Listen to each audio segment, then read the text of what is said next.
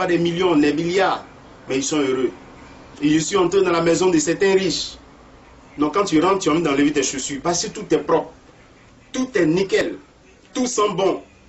Mais quand on t'explique le problème qu'il y a dans cette famille, tu attrapes ta tête et tu dis vraiment, souvent il est mieux d'être pauvre que riche. Parce que les problèmes sont énormes.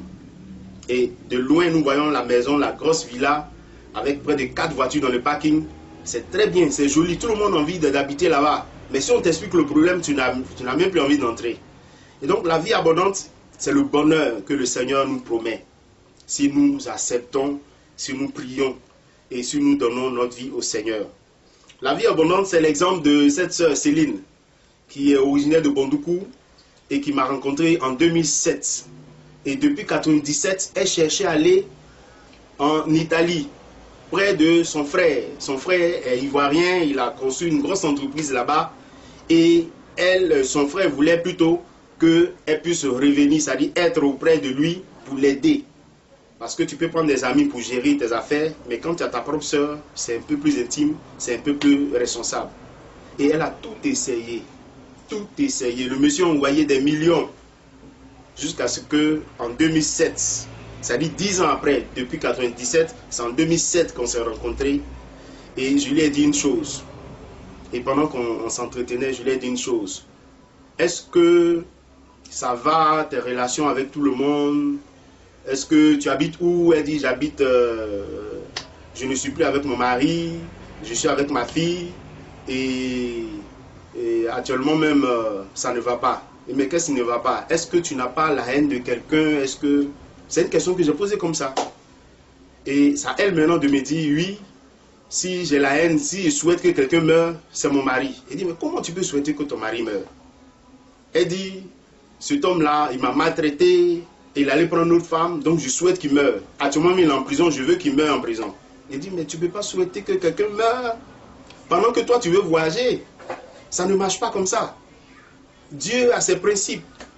Donc pendant que toi, tu souhaites le mal, tu veux avoir le bien. Tu veux avoir le visa pour aller être avec ton frère. Ça ne marche pas comme ça. Répands-toi. Et j'ai pris des versets bibliques, nous avons prié, elle a commencé à pleurer. Oui, vraiment, je ne sais pas pourquoi je souhaitais sa mort, alors que c'est le papa de ma fille, et ainsi de suite. Elle a beaucoup pleuré. Et nous avons prié. Je lui ai donné un moment de jeûne de 6h, 18h.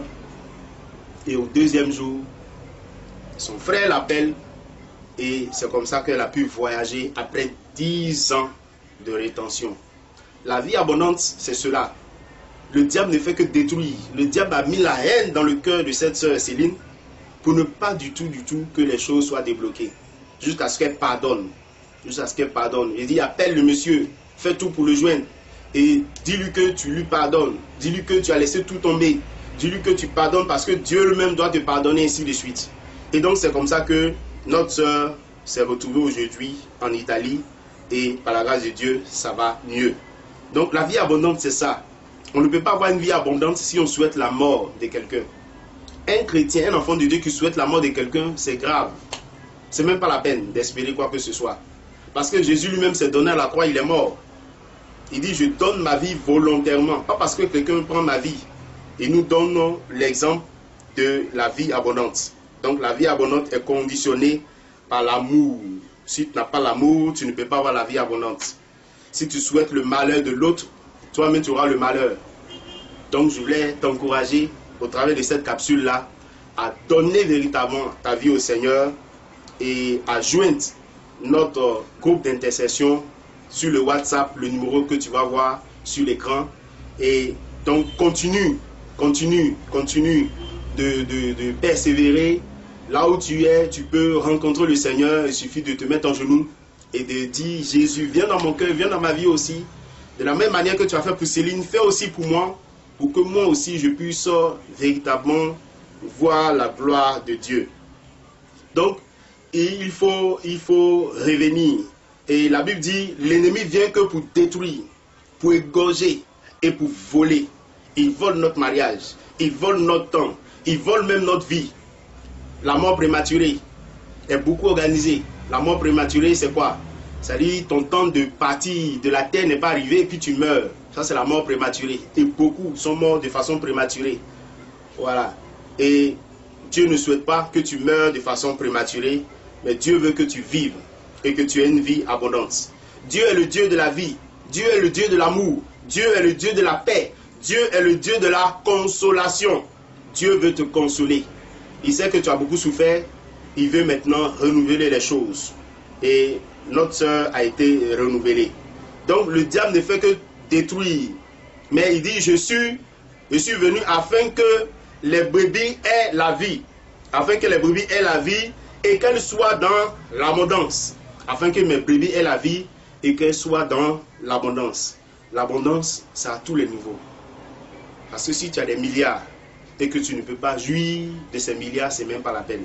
C'est comme si tu n'as rien. Le pauvre est mieux que toi. Et donc, la vie en abondance, c'est la vie avec le Seigneur. Sans le Seigneur, il n'y a pas de vie abondante. Sans le Seigneur, tu ne peux pas prospérer. Sans le Seigneur, tu ne peux pas avoir la garantie du salut. Voilà. La Bible dit que le salut ne vient que celui qui a la foi, qui confesse Jésus-Christ. Et donc, il faut confesser Jésus. Il faut donner ta vie véritablement pour que les choses puissent changer.